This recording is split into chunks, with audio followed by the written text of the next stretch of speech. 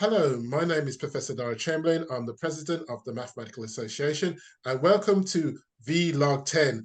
What is the point of mathematics? Now, today we've got a little bit international. We're speaking to the mathematics teacher, Martin. Martin, would you like to introduce yourself and tell us what you do? Sure. So my name is Martin Crozier. I'm head of mathematics at Harrow International School in Shenzhen. So it's very, very late in the evening here, but it's a real pleasure to talk to you, Nira.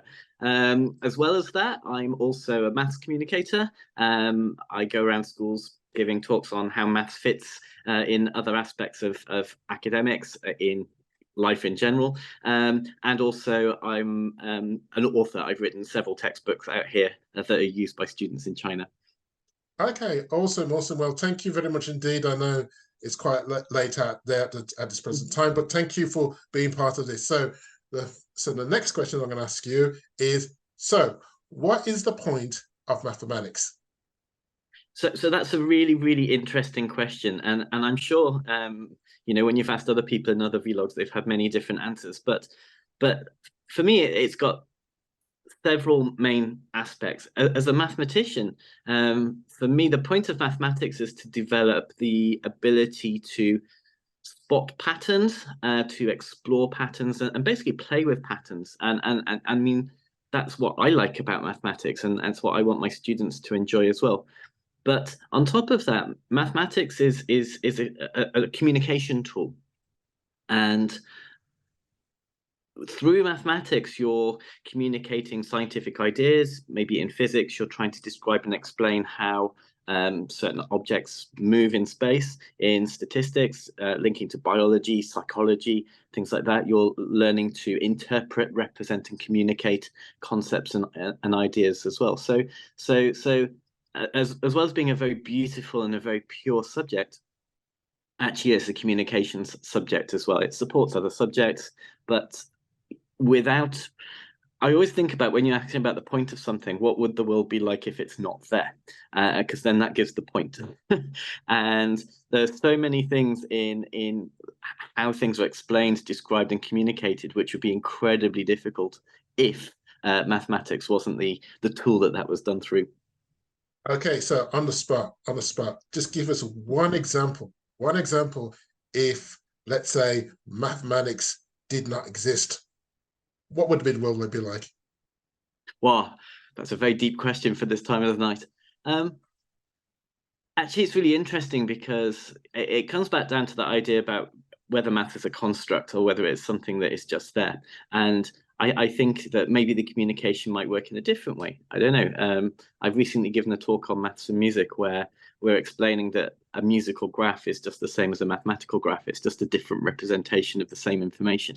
So I don't really know. Maybe the communication would be done differently.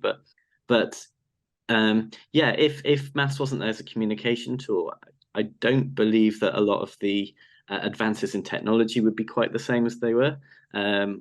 Maybe the universality of mathematics as a language would be a problem. Maybe another language around the world would take priority. I don't know. Okay, well, I think that's a good. I think that's a good answer. Good answer on the spot. Very good answer. In terms of advanced technology, technology wouldn't be as advanced without, if mathematics wasn't there. So that's my take home from that. Cool. So here in the UK, our Prime Minister has stated that mathematics should be made compulsory for everybody up to the age of 18. Do you agree with that? And why? Actually, I think people should be learners of mathematics and for life. I think everybody should have a lifelong learning mindset with anything, but mathematics in particular. I think the relevance of the mathematics that students are learning is absolutely critical here. So I think moving beyond maths from the age of 16 and looking at a curriculum moving to pre-university, if the challenge is correct for the learner, so it's appropriate challenge, and the content is relevant to the learner, then that's really important. So again, talking about mathematics as a communication tool, if we want people to be successful in social sciences, they need to be able to describe, create, data diagrams that they need to be able to interpret and communicate them. So if that is something that is part of a post-16 up to 18 curriculum, I think that's a really excellent idea. Obviously, we've got students where they're going off to do computer science, mathematics, engineering, and of course, they're going to be the ones that are going to be doing mathematics A-level anyway at that particular point. But it's not just about developing like functional skills in mathematics to the age of 18. I mean, a maths education allows students to develop their critical thinking. It allows them to develop their problem-solving skills as well. So if that's something that is embedded in a curriculum, coupled with appropriate challenge and relevance, then I think it's great. And then that should continue for a person's entire life, as far as I'm concerned. Okay, so one of my you've raised some quite a number of excellent, brilliant points there. But what I'm going to do is, as my take home, is mathematics as a communication tool. What is the point of mathematics? Mathematics exists as a communication tool. So that's my take home for this vlog. So Martin, I'd have to say thank you very much indeed. You know, I notice it's very late from where you are, but thank you very much indeed. And so my name is Professor Nira Chamberlain, President of the Mathematical Association.